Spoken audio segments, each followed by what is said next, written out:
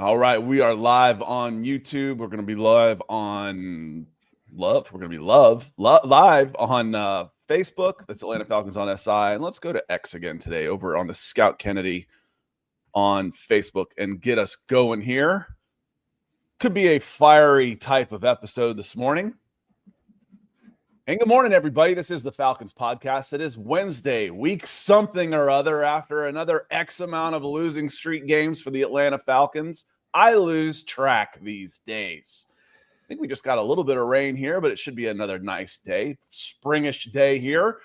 But we're going to get into it today, and this one might be a little spicy today. It might be a little spicy. I think everybody's a little fired up here. Policy says, when will the forehead ads debut? Not today. I guess I should just put one up there for proof of concept to try and sell. This space is available like they do on billboards out there. But we're going to get into it. NFL Insider with a 33rd team on his podcast, Ari Meirov. Apologies if I've screwed up your name. He called Atlanta the number one hotspot for coaching and general manager and possible president of operations change, a complete overhaul. Number one hotspot. So we're going to get into that in a big way. We'll do some reshuffling, some arguments. Is it as bad as you think? What next? What happens with Penix? Because since we've last talked, Michael Penix has been put on the IR. It's been a big 48 hours since we were last year. So first off, just setting the tone. Nick, how are you doing this morning, my friend? It's good to see you. Yeah, I'm doing well. The new job is going pretty well. I do miss my office view with Rainier, but don't have that anymore. So that's a little bit too bad out there in Seattle. That was great, especially this time of year when I was getting to the office before the sun was up because there's so little sunlight in the winter up there. But enjoying it. It's been unseasonably hot and dry out here, I guess, but doing well. Yeah, excited for Thanksgiving and sad about my Hawkeyes, happy about my Broncos, sad about our Falcons. Yeah, it's frustrating. It is. And I know there's some people in here that want to say hello, have already said hello, and I want to get some of their comments too. That's why we do these live. We like having the conversation with y'all. Rusty coming in. He was the first one in. Good to see you, Rusty. Hope you're doing well. He says, only the Falcons spend a top 8 pick, almost $200 million on a quarterback. It will be 100. It'll be half of that, but over 2 seasons, it'll be $100 million guaranteed. It's $50 million a year to not end up with a quarterback, end up in quarterback hell a year and a half later. Sounds like Atlanta to me. Yeah, the whole thing was it was such a misappropriation of resources from the get-go. Maybe if, we're not going to rehash Penix's injury problems in college. Quarterbacks get hurt, we know. But maybe if you had built a stronger team around Penix with that $100 million guaranteed, maybe you're Davis Millsing this thing with the Houston Texans. The Houston Texans started 0-3. They're 5-5 now. They're 5-2 in their last 3 games with Davis Mills as their quarterback because they've got a great infrastructure. They've got a great system. Maybe when Brock Purdy goes down, you've built a good enough team and structure around him that Mac Jones can come in off the scrap heap and keep you afloat, even thriving, beating the Atlanta Falcons. You didn't flush $100 million down the toilet on a quarterback that you weren't going to back. You didn't believe that was good enough to take you where you wanted to be. It's frustrating, Rusty. I get it. And he follows up, this could be the last we see of Penix. If there is a regime change, there's a chance Penix took his last snap as a Falcon. A new coach might not be sold on an injury-prone quarterback with question marks still around his game. And Nick, what I'll say to that, and I'll serve it over to you, is Penix will get his chances. He's a rookie on a rookie contract. He may end up Anthony Richardson. It may end up he's just not good enough and he brings somebody else in, but he will get his chances to compete. I think Anthony had 2+ seasons as the starter and couldn't do it. And this is his 3rd year, I believe. You're right. And then they brought in competition and he's just out. But he'll get next season if he's healthy, and he'll get his chances because he's on a rookie contract. And if he's not any good, you can't trade him anyway. Yeah. So he'll get his chances. The caveat here is that if his injury is serious enough that he misses most of all next season. I don't know what the long-term prognosis is for his knee. I know it's the same left. I believe it's the left knee that he's had multiple injuries on. I thought it was the right one this time, but I think it was the new knee, the good one. Okay. Well, was good. But if he misses next season, let's just say, or like, the last 4 games he comes in, the Falcons have already kind of spun the drain, and you're sitting there picking in the top 3. I mean, you've already be 3 years into the Penix experience. You would not know very much, and you probably have a chance at a quarterback in that case. So there is a pathway where that is the case. I'm hoping that's not the case. I'm hoping Penix, full off season, good prognosis, and we can see him out there week 1, 2026. But if he is hurt and out for a lot of the next season, or because he misses the offseason program and struggles, it's going to be, we'll have to have that conversation, but we're probably still a year off. If you had your pick, Scott, and a new regime was coming in, like, let's say we're the Falcons picking right now 7, or the Rams, I guess, something like that, then we might have that conversation. But you don't. So here we are. And Penix, sadly, looked pretty good before going down. So granted, Panthers haven't had an unbelievable secondary this season, but you just have to hope for the best all around. Yeah, I don't think Penix, he'll get his chances. And I'm going to come back. There's a lot of things since we're on this subject. I want to talk to Larry. So Scott, did you see what the doctor on the Believe podcast, which is Michael Turner and the other brother, I think that's Ove, Mugafio. How do you even say his last name? Former fullback, beast, love fullbacks. Said MP9 said Michael Penix suffered a sprain, not a tear or an ACL tear. Why is the league saying a tear? And he's saying that Michael Penix Jr. will be fine. Well, I'm not going to believe some random doctor on a podcast. He doesn't know. The only thing they've said for sure publicly, and it's leaked out, is that it's a partial tear. We don't know that 100%, but it was aggravating the same knee where he had the bone bruise, which is his right knee. That's what we've heard. Now, that he is immediately IR'd for 4 weeks doesn't say bone bruise to me. That says at least partial tear. Partial tear might as well be a full tear. It just heals quicker. You're still going to need surgery. You're still going to be out for the season. Now, he's not a cornerback. He's not a quick twitch running back or wide receiver.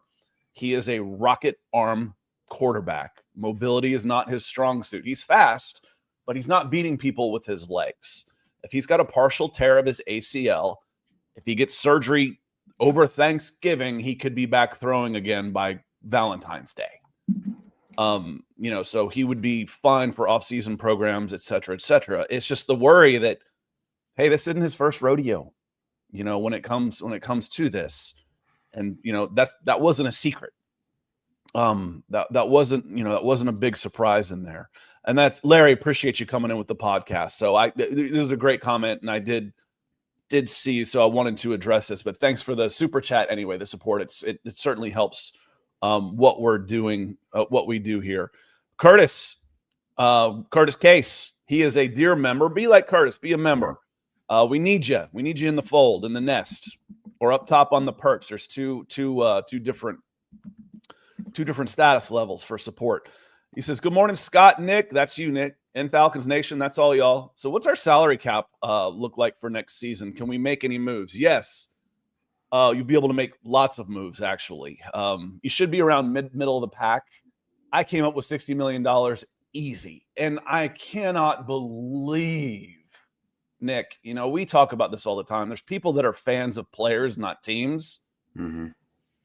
They seem to show up in our comments on social media as some of the biggest a-holes in the space. It's kind of I cannot believe.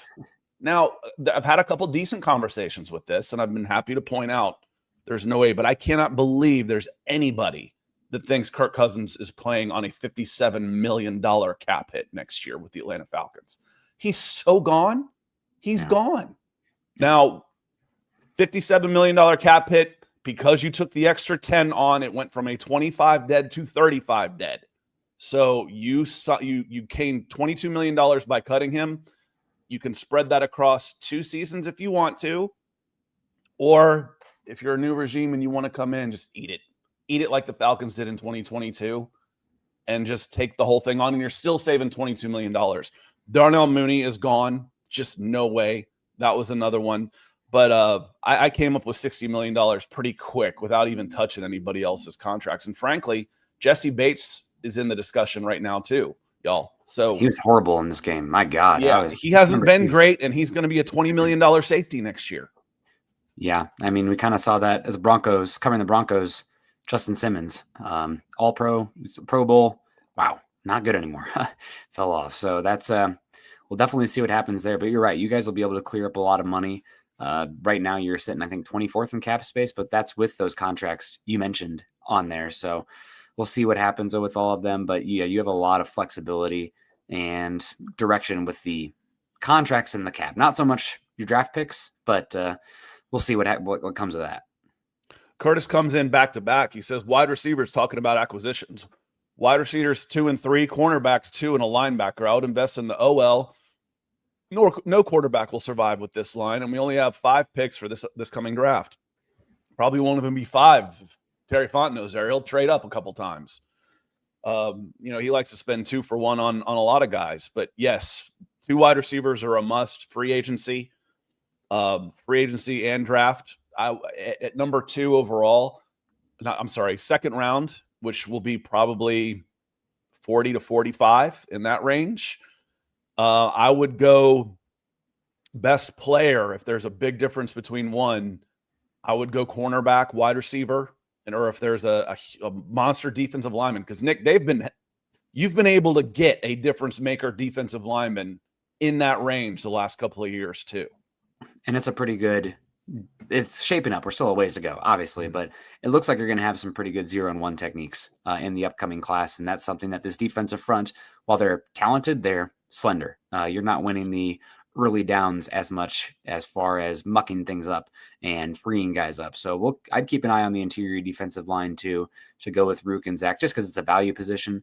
Although in theory, Scott, a lot of times you can find a plugger in free agency as well for relatively cheap. There's almost 1 or 2 every year that end up being like the ball knowers will know them, but Lopez in Detroit this season, you had Poona Ford seems always available. There's somebody else I'm forgetting right now, but you can always find some pluggers. But yeah, team is far enough away. You're not one piece away.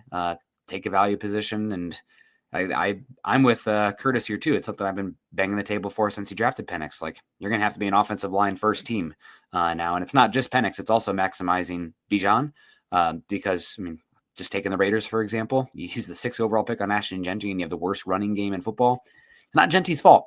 Your offensive line is unbelievably terrible. Yeah, so you got to make taking a tight end with a bad offensive line, bad defense, and a rickety old expensive quarterback. That's building backwards.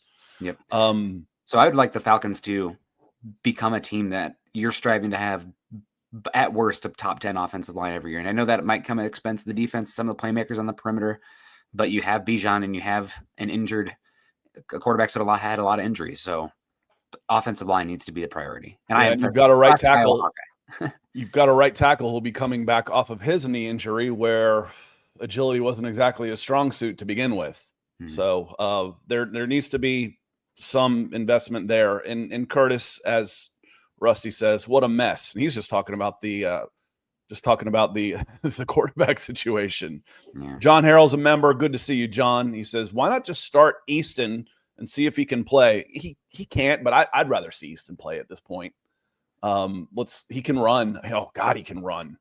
I'd rather see some RPOs put in there. And if you're in the pistol anyway, mm-hmm. A play action, it's not a run, it's not an RPO, but it's with Penix because he's not going to run it. But the read is the same for the quarterback. The blocking might be a little bit different, but they know that to begin with. Is this going to be a run or a pass? If he can read the tackle on the read the end coming off tackle on the option on the play action, he could take off. Cousins isn't going to do that, and Cousins can't throw the ball outside the hash marks, the little hash marks in the NFL. I mean, he's done. Kirk Cousins is done. So yeah, we've seen one thing I will get into there here to go, oh my God, he's cooked. So Why not? I'm with you on this. Why not? I think he's not exactly going to save your wouldn't- season anyway. Go ahead, Nick. The one reason you wouldn't is that the players in the locker room know who's good and who's not. And these guys, while the season for the Falcons has circled the drain or is still spinning the drain, the players that are on the field are still trying to put out good individual tape and trying to make money down the line. And if in practice locker room, it's quite obviously that Cousins is better than Easton Stick, you're messing with guys' bottom lines and careers if you're playing the worst player, especially one that isn't the future, like potential future. Like Stick is not going to be the future of this team. So that's my one pushback. Granted, you might already have guys saying 1, 2, 3 Cabo in the huddle. And you might, and we're making an assumption that Cousins at this point of his career is better than. Yeah. And that's the obvious assumption there. We don't know that for sure, honestly. But that's the one thing that is like, okay, well, they would probably know in the locker room what's going on there. And it's a hard sell to play the obviously worst player. Even when the season collective goals are done, these guys are trying to put out tape to make money and a career still down the line. And does that matter so much for, who cares about this season? Like it might impact your ability to bring in free agents next year as well. You know, you hear about that. Like they're not doing what's best for your player's interest at that point. So just wanted to push back. I've had that conversation before, and that's the one that's always like, well, again, the bottom line is these guys are trying to make a living and they still have tape to put out there to earn future cash. So that does matter in the conversation. No, I agree with you. And cash bag beats. Appreciate you coming in. We talked a little bit about this, about his prep. We got to find out more about it. A partial ligaments don't heal themselves. They're not like muscles or skin wounds, anything like that, or even bones. They will not reset and reheal themselves. A tear will stay a tear. So if it is torn, it needs to be repaired. But you're hoping it's a partial would be a lot quicker healing and a lot easier surgery than anything like that. So we'll see. We got to wait for more information. Following back up, Cash, he says, how much success can we really expect when the coaching staff has to be replaced almost entirely? Well, I'm going to answer that with a question, and then we'll get into some other answers. My question would be, how much success can you really expect if you don't entirely replace the coaching staff? I know I've got an answer for that question. None. I don't expect any success with this staff. None. So therefore, you kind of have to make a change. Well, the people in charge, they'll pick the wrong guy anyway. Fine. But that doesn't mean you stay in a bad relationship just because you're bad at picking your next girlfriends. You got to try and get better. Don't stay in it for fear of, well, I might not be able to do any better than this. Yeah, that's bad. I know. Trust me. We talked about this for a minute on Monday. Now I've been married 25 years. I learned. I got better. I got more experience. I picked a winner. But how much success can, talk about those guys here. I'm going to play this sound clip real quick. I want to play this sound clip real quick from the title of the show. Ari Meirov drops Atlanta Falcons coaching bombshell. This is from his podcast on the 33rd team. I'm going to put the link also to his podcast in the chat. It looks like it's fairly new. He's only got like 2,600 subscribers and it got like 500,000 views on X. So let's listen to this. He called it the number one hotspot for coaching and general manager, and he throws someone else in there too. So here we go. But I think the ownership group over here is going to take a hard look at everybody here, because these are the people they decided to keep when they fired Arthur Smith the first time, decided to keep everybody here. With Terry Fontenot, with Richard McKay, they were the ones who convinced ownership to go out there and hire Raheem Morris over that list of Mike Vrabel and Ben Johnson and Mike McDonald and Bill Belichick and Jim Harbaugh. So when those other coaches are having success elsewhere, I guess besides for Bill Belichick, that's not good. And the people who convinced Arthur Blank to do it were Terry Fontenot and were Rich McKay. So what kind of success can you expect to have? Mike McDonald. Now, I'm not one here. Listen, I will be as critical as the Falcons as anybody, but I'm not going to make assumptions. Oh, they interviewed all those guys. They had their pick of those guys. No, those guys got other jobs. The Falcons weren't sitting on top of the heap with their picks. So the only one I know for sure that they could have had was Bill Belichick, who was the only one that's failing out of that bunch. That's the only one we know. Ben Johnson didn't even take a job. He waited a year and took a job this year. So he didn't even take a job. So I'm not going to say, oh, you had all these guys and you missed. You missed, but you didn't necessarily choose one over the others. You just might not have been able to pitch your team and situation and everything well enough to recruit those guys. Now that's a fault. But Vrabel, Patriots, how they doing? I mean, God, Vrabel's the dude. Enough. He's Mike McDonald in Seattle. They've been pretty good. Yes. Oh, they're really good. They might be the best team in football. I know they just lost to the Rams, but like they're neck and neck with the Rams for the best team in football. Ben Johnson. We've seen a lot of similarities recently between the rebuilding and their, the asset collection of the Bears and the Falcons. Where are the Bears right now? 7-3, first place in the NFC North. And who was the last one? Was I forgot who the last one was. He said Ben mentioned Belichick. Yeah, but he said there were 4. Oh, Harbaugh. He wasn't getting Harbaugh. No. But McDonald was there. Yeah, but Harbaugh, I think didn't the Chargers go to the playoffs last year? Yes, they got beat up real bad by the Texans. Yeah. So again, those are in a season and a half. Those are pretty good teams. Mm-hmm. And those are just the ones that the Falcons interviewed. Now, again, I'm not going to say you selected this guy over these guys. Look at what idiots you are. We don't know that's true. We don't. What I do know is they didn't get those guys, which might be a bigger indictment on what is going on with the Atlanta Falcons and the quality of the overall franchise, which seems to be a pretty good place to work. But Nick, I tell you what, y'all have heard me get on this before. If you're turning down Bill Belichick because of the culture, and Terry Fontenot and Rich McKay are whispering in Arthur Blank's ear, oh, it'll upset everybody here. It'll be upset. It'll be upset. Y'all are too comfortable. Lay down. And as Ari just said, it might be a house cleaning. Because the guys that are responsible for Raheem Morris being there and 3-7, according to Ari, were Terry Fontenot and Rich McKay. Yeah.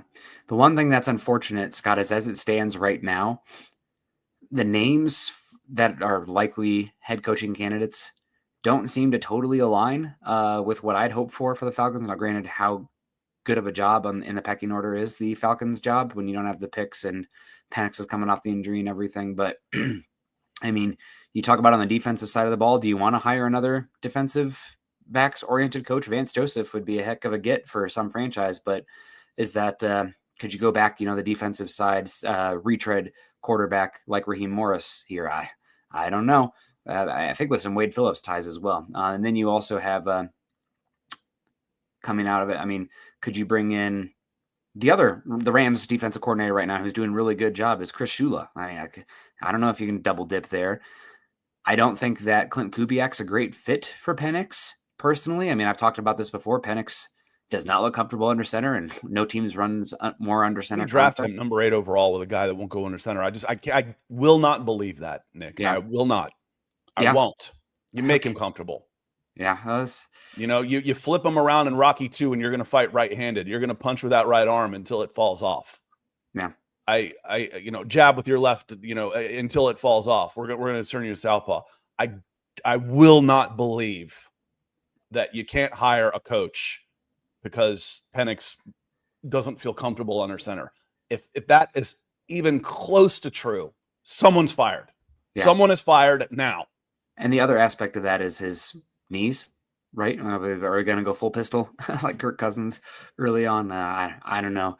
And then you have Joe Brady, who stands out. I do like what Joe Brady has done with the power element there in Buffalo, but he has the cheat code in Josh Allen. So, like, is Brady actually a great coach? I mean, he's obviously good, but when you have the superstar quarterback, it's just really hard to break these guys down. So, yeah, we'll see. And Mike McDonald obviously would have been a heck of a hire in hindsight, but is what it is. So there was one on here, AJ talking about with the players we have, you can't sell them on a player like Richardson and expect them to believe you're trying to win. I wasn't talking about, like I said, I brought up Anthony Richardson as a guy who was taken number 4 overall, got 2+ years to compete and was benched. So, what can you do? you bring in a better backup, a cheaper backup than Kirk Cousins, best backup in the league, Mike Heine. First off, 37-year-olds who are on the last ember of their careers who want to start while they still can, at least they think they can. They don't make good backups. They just don't. And, going back and looking at some of this, who are some of the bridge quarterbacks that have had success here recently, Nick? Daniel Jones this year, Sam Darnold last year, Geno Smith probably the year before that, where 1, 2, and 3 were guys like, hey, let's bring in a bridge, see what we got.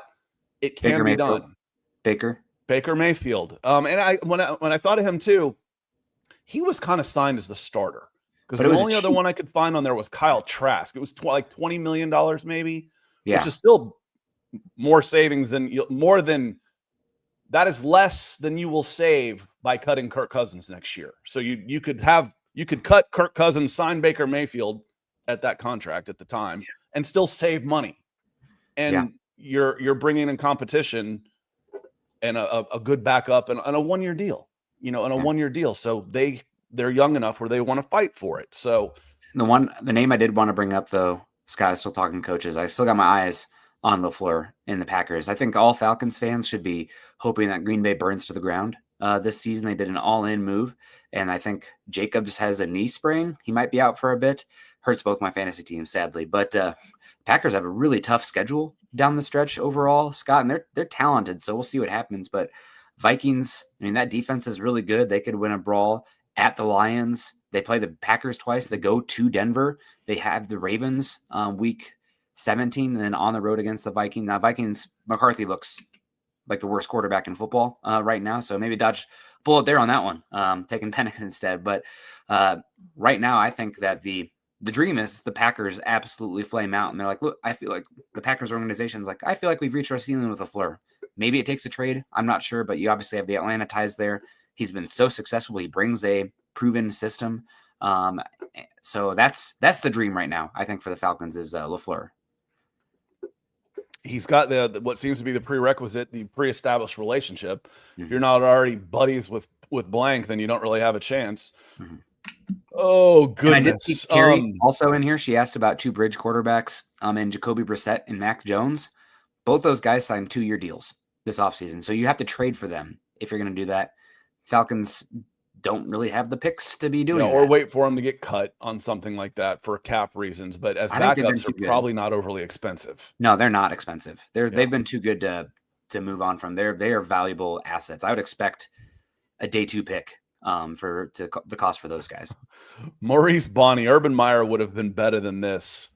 Man, Urban Meyer is probably on my top 5 list of people I dislike the most in all of sports. I think Steve Sarkisian's probably number 1 on that list. Charlie Weiss might be number 2. And Urban Meyer is pretty close to being in there. I've said a zillion times, I don't mind an a-hole. I can't stand a hypocrite. And Urban Meyer is we're going to do things better and cleaner and blah, blah, blah. He's a hypocrite of the highest order. And Maurice, let him go to college and be a dictator. See if that works. But I know you were joking too. And I appreciate both you being a member with the bird and the super chat on there too. So thank you. Thank you so much. Curtis coming in for a 3rd time. He's got the hat trick already. He says, agreed. Someone should be fired if you draft a broken toy, but I guess we can't be surprised since we gave $100 million plus to another broken toy. That alone is a fireable offense. So we talk about, there isn't anybody in here that still, there might be one person, we've got a couple thousand people watch this and listen to this every episode. So there might be one person out there that still is in Raheem Morris's and Zach Robinson's corner that aren't related to him. But I think it's pretty well a consensus that the Falcons fans want a coaching change.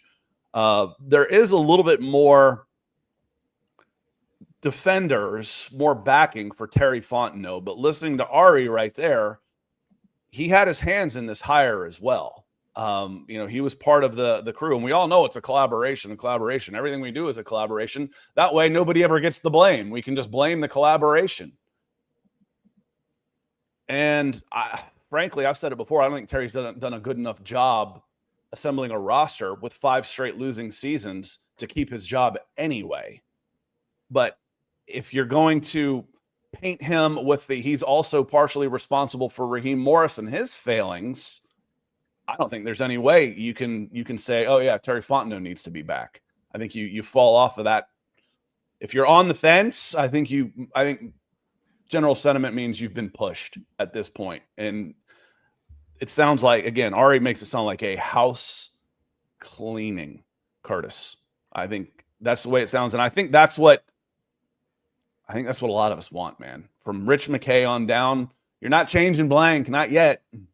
Father Time's going to have to do that, y'all. I hate to be morbid, but that's what it takes for ownerships. And it sounds like there could be a house cleaning coming because Kirk Cousins ain't going to come in with this Miami Dolphins offense of no Drake London, no wide receivers, Darnell Mooney, Casey Washington, and David Sills, and win games. One more thing, and I'll pan it over. I've been going for a while because this is one more I wanted to have.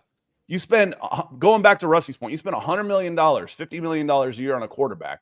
You draft a quarterback number 8, and you are underdogs.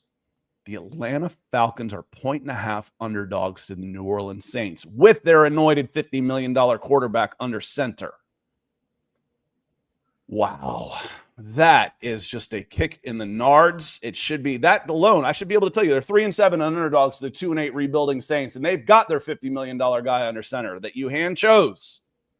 You're fired. Okay. Go ahead, Nick. Sorry. Yeah, I just disappointment. I'd have seen some comments that maybe we're overreacting. I mean, this team, it was not a must-win season, but it was a must-be competitive direction season. And right now, you're sliding backwards. And obviously, injuries are a part of it, but injuries are a part of pretty much every team. It just doesn't seem like there's obviously not fan belief, and there doesn't seem like there's internal locker room belief now either. I mean, you had that really good Bills game, and couldn't really build from there. Have Falcons won since the Bills game even? I mean, no, they've lost 5 straight since the Bills game. Since that statement victory, they've lost 5 straight. Yeah, yikes. I mean, what can you even say? Feels like a dead man walking. I mean, I've been getting the Atlanta radio clips on the X Machine Twitter as well, talking about it's just inevitable. Raheem Morris and Terry Fontenot out at this point. And yeah, Dirty Bird says they're a full-blown free fall. Yeah, it's to the pit of misery for this Falcons team right now. It is too bad. Maurice comes in and says, gotta laugh so I don't cry. Bobby Petrino is the most hated for me. It's a good shout on Bobby Petrino. It's a good shout. He's been out of my vision for a while. So that's a good shout. And Maurice, I went to Auburn and I was covering recruiting during, at the time, I was knee deep into the plane gate when he stabbed Tommy Tuberville in the back too. So he's been a poor character human being for a long, long time, Maurice. That's a good shout. Thank you, my friend. Yeah. No love for Petrino at all. But Falcons do not have a lot of picks. They don't really have a lot of assets. I mean, if you really wanted to tear this thing down, you could probably get a really good picks for London and even still Bijan, even though he's 2 years into his career.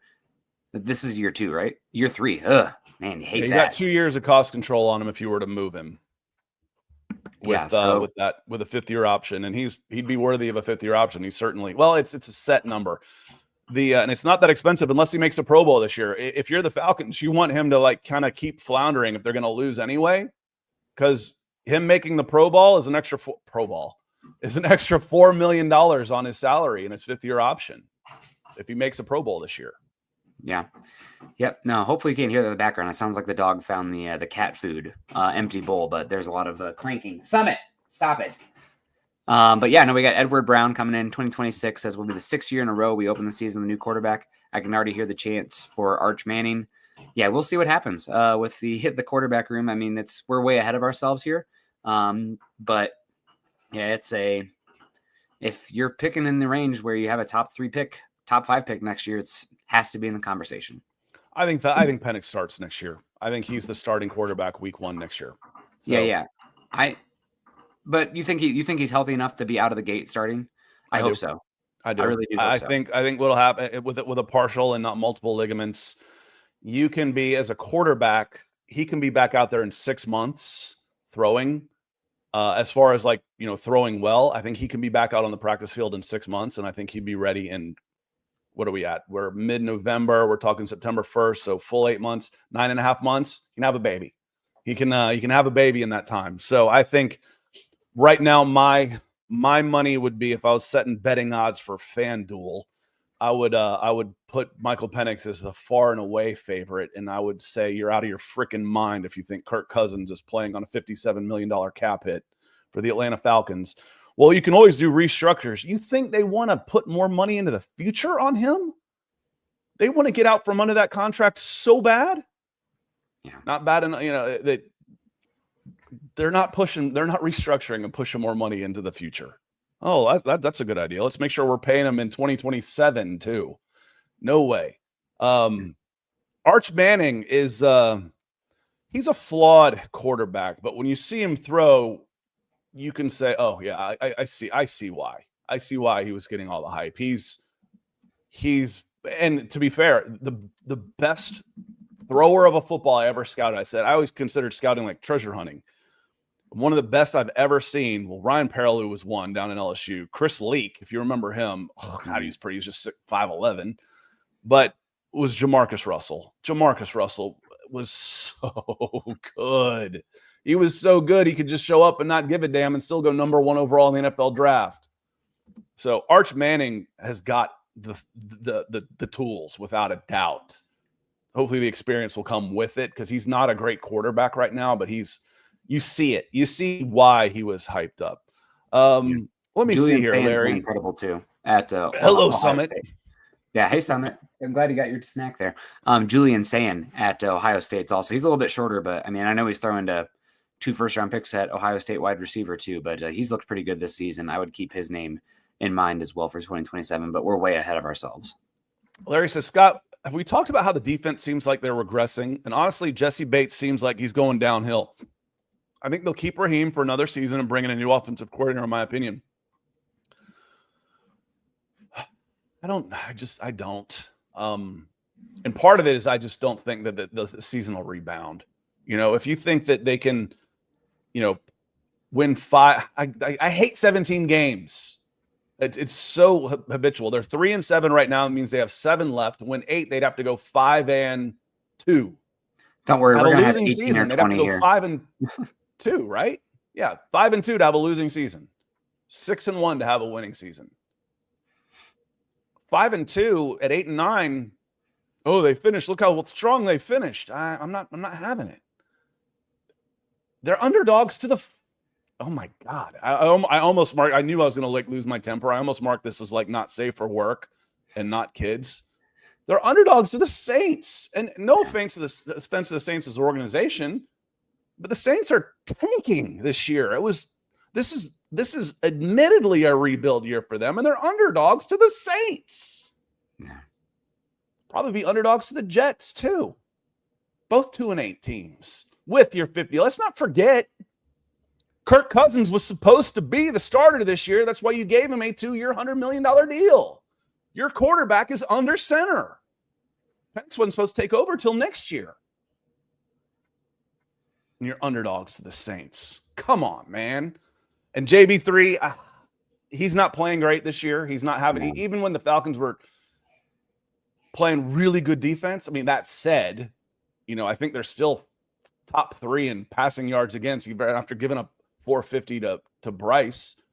They're not really passing on the Falcons still until then. But yes, the defense is regressing. And part of that is lack of third down conversions, time of possession, some injuries on the defensive line, complete lack of depth.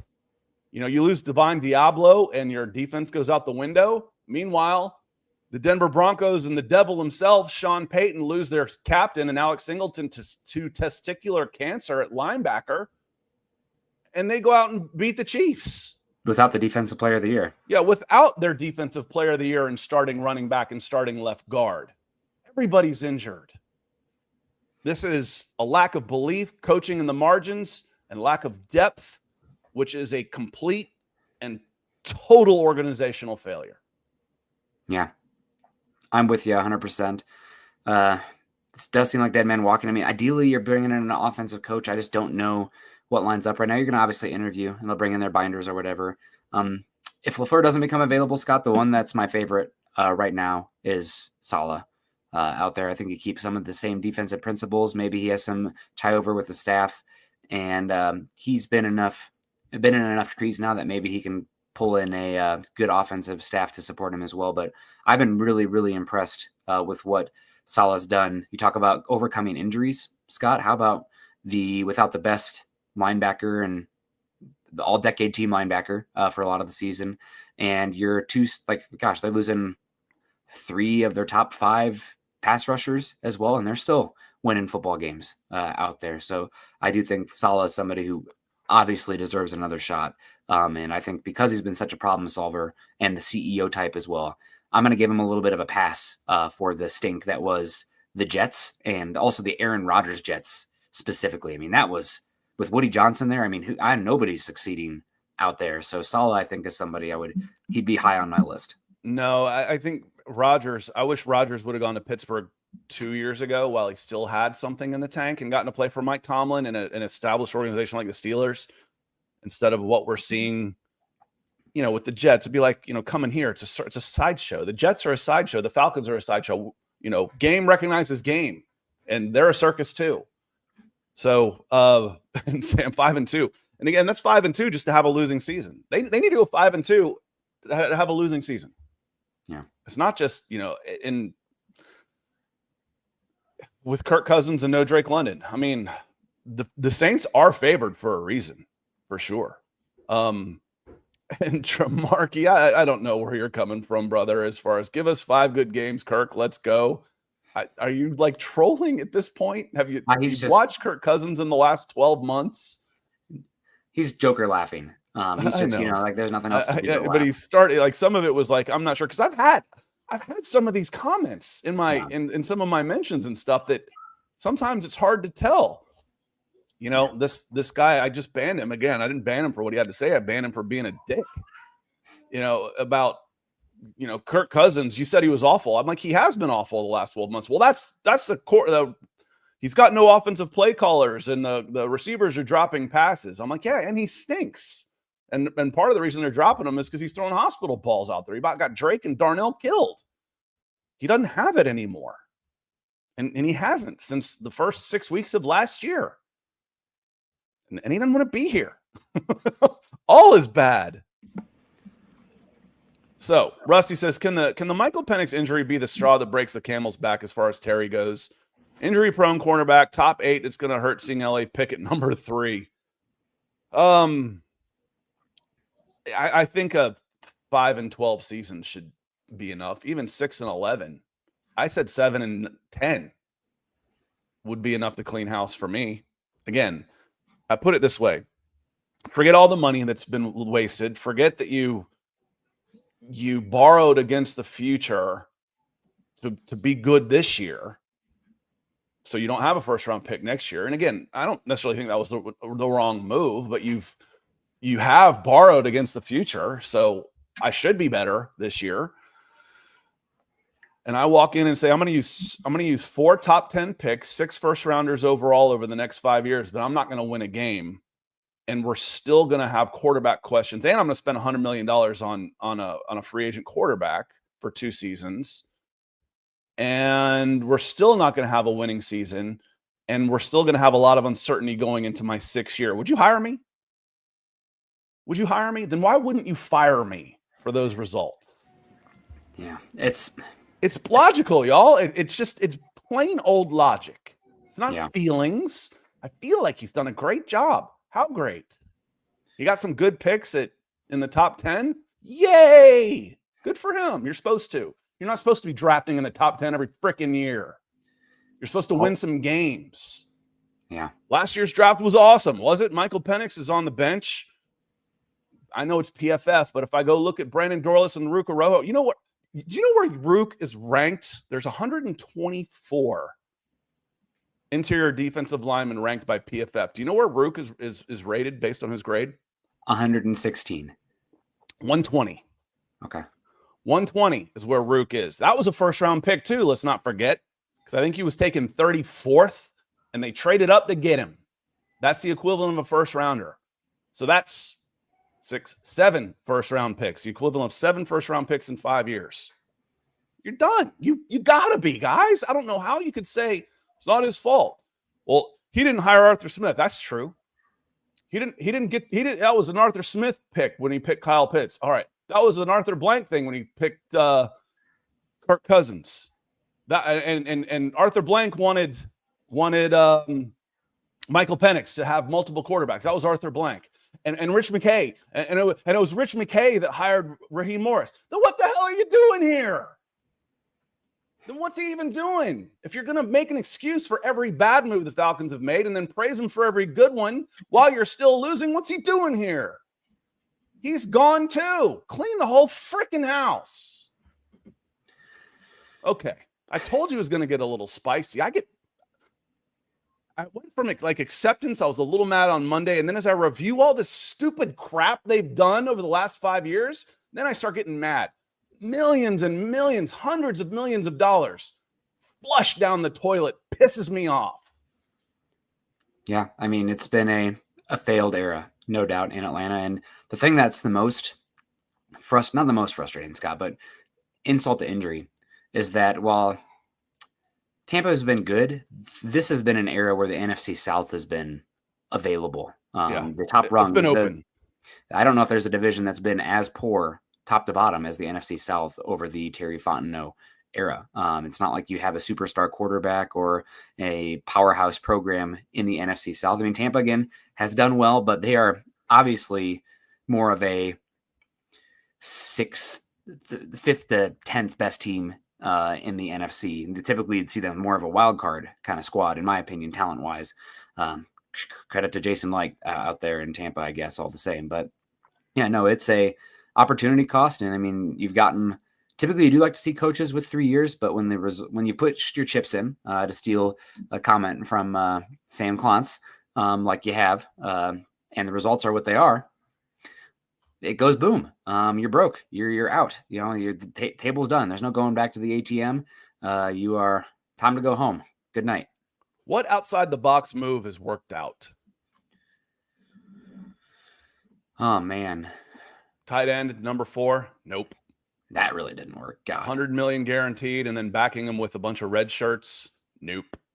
Those are 2 big ones. Those are 2 of the big ones right there. I guess the only one I could say is Bijan at 8. Yeah, but I think that one has 2, and then there will be some that would argue, yeah, but he doesn't have a Pro Bowl, and Jalen Carter does in a much more valuable position. I would have taken. I'm not gonna. Bijan's a good pick.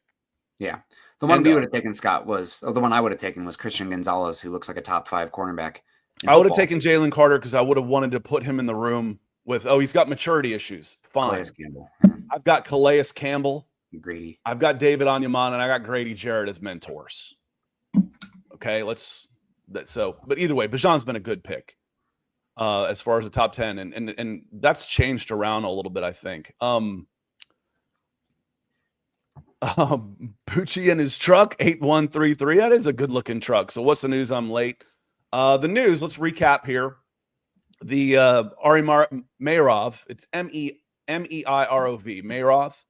Apologies, Ari, from the 33rd, and he's got a podcast, was saying that he thinks that there's a house cleaning coming. Atlanta's the number 1 hotspot for a coach and GM firing because the people that were responsible for Raheem Morris, the 2 of the big consigliaries for Arthur Blank, were Rich McKay and Terry Fontenot, who pushed for Raheem Morris's hiring that has gone bad. So that's that was the big news. And again, I think most of us here are on board with, okay, Raheem and staff has failed. Move on. It's not getting better. It's getting worse. Terry Fontenot has more of his backers. I am fully on board with he's got to go too. So that's kind of to sum up the show. And the Falcons with their $50 million quarterback are underdogs to the rebuilding Saints, who are 2-8 this weekend after 5 years, with a team that was a year away, with 6 first-round draft picks plus several high second-round picks that you traded up for, and a $50 million quarterback there. So, and they're underdogs to the 2-8 Saints, whose starting quarterback retired on them right before the season started. What a lifeline. Man, how anybody could say, oh, yeah, we got to keep that guy when it comes to building this mess is beyond me.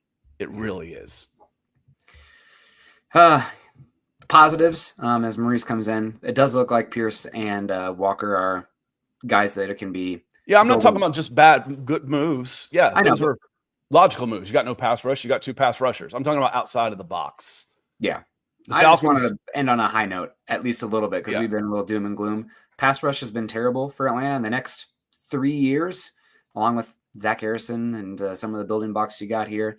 The pass rush, that is something you can build upon going forward, along with A.J. Terrell on the back end. We'll see what happens, but it is nice to have Walker and Pierce to see those 2 guys out there, and that's something that should keep Falcons fans coming back to the stadium and the tape and everything, even if it does seem like overall the program is beyond stale. It's belly up. This is my Facebook picture until he's gone. Maurice, what did you put up there, Maurice, on Facebook? He's got Raheem and a McDonald's thing. I don't think I could pull that off. I'd be in trouble if I did something like that. Maurice, and I'm not saying that the pass rush should save anybody, Dirty Bird. I'm just saying for the spectacle of enjoying the football game and some hope long term, you have 2 cost-controlled guys that look like bona fide plus starters in Walker and Pierce. Yeah, it's not binary. Just because you think he hasn't done a good enough job overall in the collective doesn't mean he hasn't made any good moves. That's not what we're saying. And I would say that outside of the box moves from the Falcons organization, hiring 2 first-time coordinators in the NFL, that was an interesting move. Zach Robinson, Jimmy Lake, fail. They run now. Ulbrich, they're the only team I saw that hasn't run like any cover 0, none, and they run the most cover 3 while blitzing the second most. So they're leaving space underneath. Prevent the big play. Hope the pass rush gets there. When it doesn't, you're leaving yourself exposed. We saw a little bit of that. We saw a lot of that last year with Lake, except he didn't rush. He'd play like a cover 7. Rush 4, and then drop 7 guys back to return the punt, and leave 50 yards of space. I would say nobody runs the pistol more than the Atlanta Falcons. When you look at like outliers and the Falcons are there, it's usually a negative. They've run the most pistol in the NFL. They're number 27 in scoring offense. That's an outside the box thing. Why not just try and become? Let's just go for peas and carrots, man. Steak and potatoes. Let's run the ball, play defense, special teams, play action, and find our gigantic wide receivers every so often. And kick the ball through the uprights and tackle the guy when you kick to him. It's a simple game.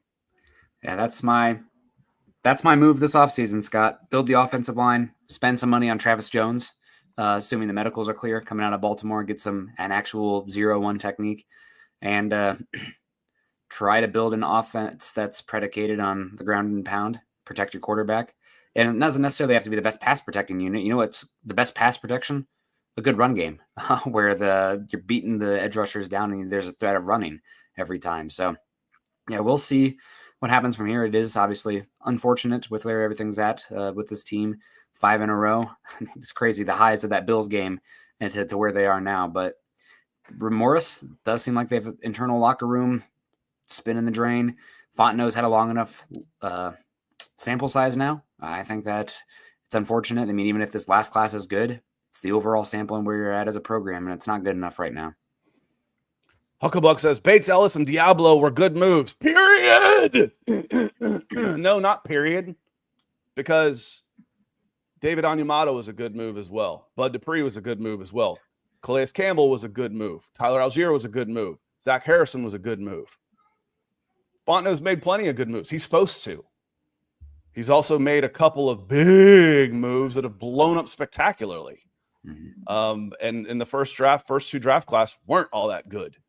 overall. So, and the team is, again, going on 5th straight losing season and looks like they're in quarterback trouble after spending a number 8 and $100 million. I always like quarterback to use, questions. I'm a nerd, Scott. I always use like the student example, but let's say each of those are pop quizzes and you get A's on them, but you flunk the final. What's your final grade right now? We have the record speaks for itself. So like, even though along the course of the evaluation, you had a few A's and B's in there, your final grade right now is a D-F. So it's unfortunate. I mean, if you think about it like a business, you're in the red. A new CEO needs to come in to run things, or you're so big brother. Remember, y'all. Remember how much the media and everybody hates the Atlanta Falcons. Remember that. I think the Falcons, the over/under on wins this season was 6.5. I think it was 6.5, Nick. Would you take 7 wins for this team right now? They'd have to go 4 and 7 games left, 4 and 3. They need a winning record to get to 7 to hit the over. I think it was 6.5. I don't think so. And remember, they've only beaten the over/under 1 time in the last 7 years. Once. So basically, the media overrates the Falcons every season, y'all. They don't hate them. The Falcons have underperformed 7 of the last 8 years. Yeah. Not good. And also, you have on the schedule, just looking ahead, Scott. I got to get going. Got the big boy job. But who are the 2 best teams I've been keep saying in football this season? It's the Seahawks and the Rams. Guess who's coming down the schedule here pretty soon? Rams, Seahawks left on the Falcons. Now, granted, they're both coming to Atlanta, but not much of a home field advantage right now out there in Atlanta. So, the Seahawks came in and drubbed the Falcons when they were playing pretty well last year. Hucklebuck doesn't like me criticizing the Falcons. I'm sorry, Hucklebuck. I'm just calling it like I see it here, and I'm more of an NFL fan at large than anything. But yeah, and take it as you leave it. Think, yeah, then you can. There's others. There's other places you can go listen to people criticize the Falcons. It'll be hard to find anybody praising them right now. So what I do want to give some praise to is all of our members for sure. Thank you so much, and then I want to say thank you to Larry. Curtis has come in a couple of times for sure. Maurice as well, a few. Edward, thank you so much. Larry, thank you for the super chat, and Rusty as well. But we are going to get out of here. If you're not a member, please do so. Also, I wanted to send y'all this as well. We started a free newsletter on our website on SI. Just put your email address in it. I signed up for it just to check it out. I already know what's going on the website. I run the website. But I wanted to check it out, just see how it looks. It looks good. It does. So let me put this in there. Sign up for it. Would love it. And if you could help us out and make sure you're getting all of the information that we're putting out, just not the podcast, once a day, every other day or so. But we will be back. I'm back for the members. We'll see if anything breaks, then we might do an emergency pod. But I'll probably do more members only videos between now and Sunday. But we will be back for a gut reaction after the Saints. We'll see what happens. It could be where a win feels like a loss, where they blow them out and it feels like, hey, things are turning around. Let's go to New York and do it again. Or it could be last nail in the coffin type of not type. So we're going to get out of here. Appreciate all you being here. Have a great rest of your day and the rest of your weekend. Enjoy some football this weekend, and we'll see y'all on Sunday. Yeah, appreciate you guys. Have a good one. Peace.